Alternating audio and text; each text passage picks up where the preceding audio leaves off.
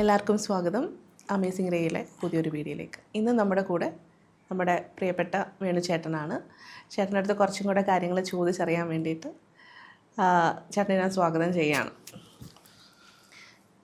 ചേട്ടാ, ഇപ്പം എൻ്റെ അടുത്ത് തന്നെ വരുന്ന കുറച്ച്, അതായത് മാനസികമായിട്ട് കുറച്ച് ഇഷ്യൂസായിട്ട് വരുന്ന ഹാലൂസിനേഷനുള്ള ഇത് കണ്ടു അത് കണ്ടു, എൻ്റെ കൂടെ ഇങ്ങനെ ബാധയുണ്ട്, അപ്പം അങ്ങനെ വരുന്ന കുറച്ച് ക്ലയൻസ് ഉണ്ടാവും. അപ്പം ഇവരുടെ അടുത്ത് നമ്മൾ അതൊരു സൈക്കോളജിസ്റ്റിനെ ഒരു സൈക്കാട്രിസ്റ്റിനെ പോയി കാണുമെന്ന് പറഞ്ഞാലും പലപ്പോഴും അവരുടെ വീട്ടുകാരോ അവരോ പറയുന്നത് ഇല്ല, എനിക്കങ്ങനെ മാനസികമായിട്ട് ഒരു പ്രശ്നമില്ല, എനിക്ക് എന്തോ ഉപദ്രവമാണ്, എനിക്കിങ്ങനെ എന്തോ ബാധയുടെ പ്രശ്നമാണ്, നെഗറ്റീവ് സോൾ പ്രസൻസ്, ഇങ്ങനെയൊക്കെ പറയുന്നുണ്ട്.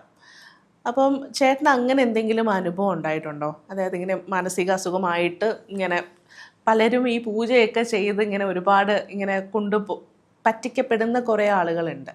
ബേസിക് ഇഷ്യൂ ചിലപ്പം ഈ മൈൻഡ് റിലേറ്റഡ് മെൻ്റൽ ഡിസോർഡർ ആയിരിക്കാം. അപ്പോൾ അങ്ങനെ എന്തെങ്കിലും ചേട്ടന് അനുഭവങ്ങൾ ഉണ്ടായിട്ടുണ്ടോ? അതുണ്ടായിട്ടുണ്ട്. അതായത് 1-2 അങ്ങനെ വന്നിട്ടുണ്ടായിരുന്നു. അപ്പോൾ അതിലൊരെണ്ണം എന്ന് വെച്ച് കഴിഞ്ഞാൽ, ഈ എല്ലാ മാനസിക പ്രശ്നങ്ങളും ബാധാ വിഷയമല്ല. അതിനെ നമ്മൾ തിരിച്ചറിയണം. അതാണ് നമുക്ക് ഏറ്റവും പ്രധാനമായ കാര്യം. കാരണം എന്ന് വെച്ച് കഴിഞ്ഞാൽ, മാനസിക പ്രശ്നത്തിന് മാനസികമായിട്ടുള്ള ഡോക്ടറെ കണ്ട് ചികിത്സിച്ചാൽ മാത്രമേ അത് മാറുകയുള്ളൂ. പിന്നെ മാനസിക പ്രശ്നം വരാനായിട്ടും അല്ലെങ്കിൽ ഒരു പറഞ്ഞത് ഈ സംസാരിക്കുന്നത് തന്നെ മനസ്സിലാവാത്ത രീതിയിൽ സംസാരിക്കുന്ന വ്യക്തികളാണെങ്കിലും ചില രോഗസംബന്ധമായിട്ടുള്ള, അതായത് ഇപ്പോൾ പൊട്ടാസ്യം കുറഞ്ഞു വരുന്നാലും ഇത്തരത്തിലുള്ള കാര്യങ്ങളൊക്കെ ഉണ്ടായെന്ന് വരും. അതിനെ നമ്മൾ ബാധയായിട്ട് കാണരുത്.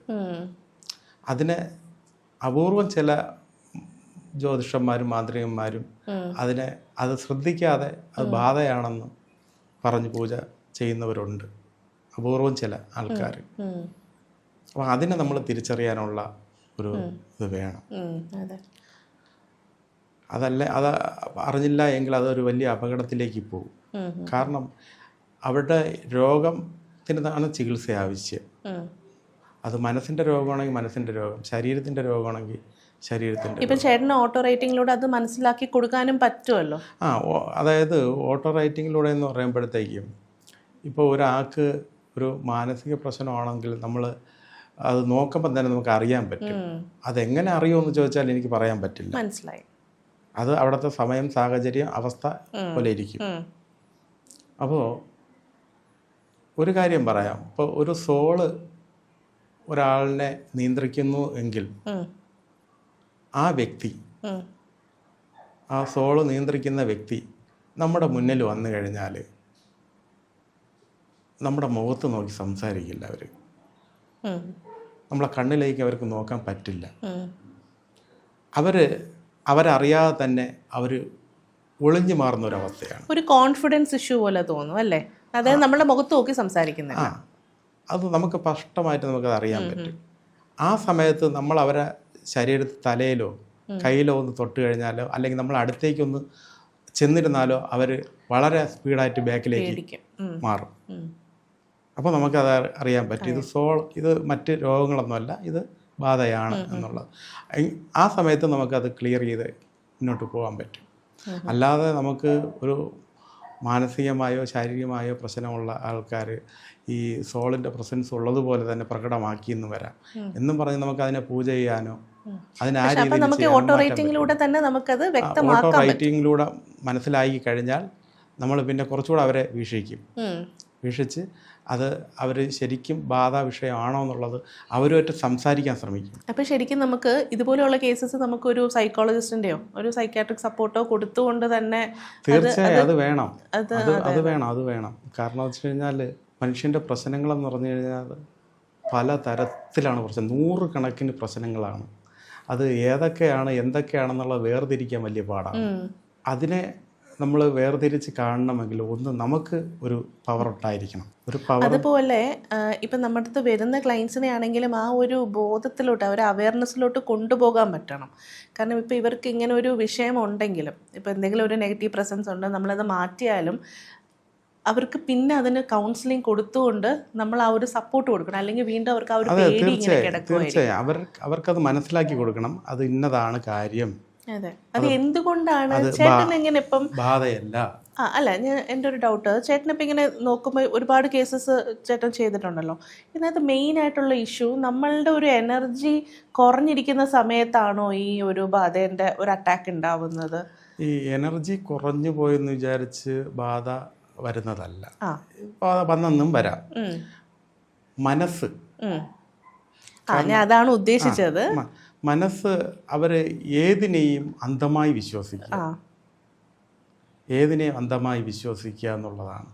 ആ വിശ്വാസമാണ് വലിയ ബുദ്ധിമുട്ടിലേക്ക് പോകുന്നത്. നമ്മൾ എക്സാമ്പിൾ പറയുകയാണെങ്കിൽ നമ്മുടെ മണിച്ചിത്രത്താഴല്ലേ. കാരണം നമ്മുടെ ജീവിതത്തിൽ ഒരുപാട് പ്രശ്നങ്ങൾ കടന്നു പോകും. അത് മനസ്സിനെ അലട്ടുന്നതും ആവാം, വേദനിപ്പിക്കുന്നതും ആവാം, സന്തോഷിപ്പിക്കുന്നതും ആവാം, എന്തും ആവാം. പക്ഷേ നമ്മൾ മനസ്സിലാക്കേണ്ട, നമ്മൾ ചിലത് കാണാത്തത് കാണാതെ തന്നെ പോകണം. എല്ലാം എടുത്ത് നമ്മളിങ്ങനെ വെച്ച് കൂട്ടി കഴിച്ച് നോക്കുകയാണെങ്കിൽ അതൊരു പ്രശ്നമാണ്. എല്ലാം പ്രശ്നമായിട്ട് മാറും. മനസ്സിലായോ? ഇപ്പോൾ നമ്മളൊരു വീട്ടിൽ ഇങ്ങനെ വന്നു, അവിടെ ഒരു നിഴലാട്ടം കണ്ടു.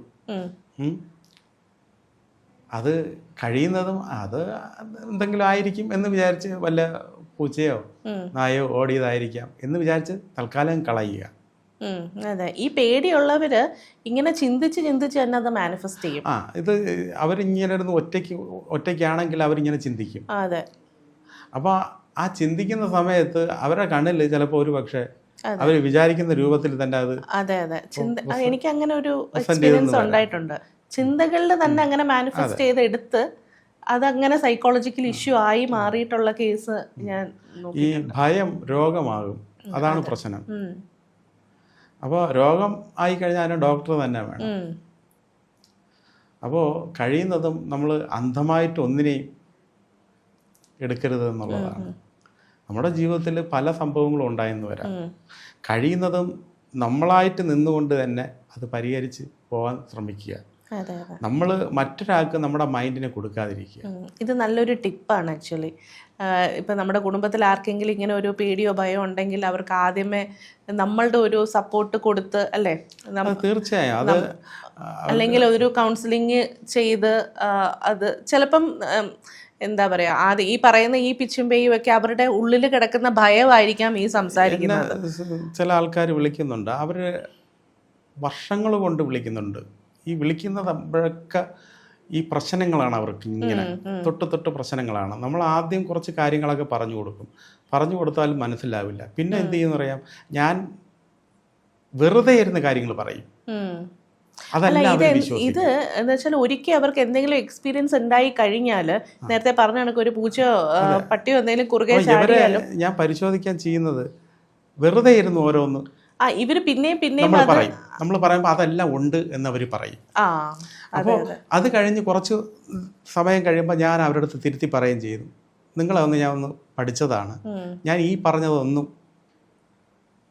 കാര്യമായി പറഞ്ഞതല്ല, വെറുതെ പറഞ്ഞതാണ്. പക്ഷെ അതെല്ലാം നിങ്ങൾ സമ്മതിച്ചു. ഞാൻ അവരുടെ അടുത്ത് പറഞ്ഞിട്ടുള്ളത്, നിങ്ങൾ എവിടെയെങ്കിലും ഒരു ജ്യോത്സ്യന്മാരെയും മന്ത്രവാദികളെയും കാണുന്നതിന് മുമ്പ് നിങ്ങളൊരു ഡോക്ടറെ കാണുന്നതാണ് ഏറ്റവും നല്ലത് എന്ന് ഞാൻ ഒരുപാട് സ്ഥലത്ത് ഞാൻ വീഡിയോസിലും പറഞ്ഞിട്ടുണ്ട്, നേരിട്ട് വന്ന പല ആൾക്കാർക്കും പറഞ്ഞിട്ടുണ്ട്. കാരണം എന്ന് വെച്ച് കഴിഞ്ഞാൽ ഈ ചില അപൂർവം ചില ജ്യോതിഷന്മാരും അപൂർവം ചില മാന്ത്രികന്മാരും ഒക്കെ ഉണ്ട്. അവരുടെ തൊഴിൽ അതാണ്, മനസ്സിലായോ?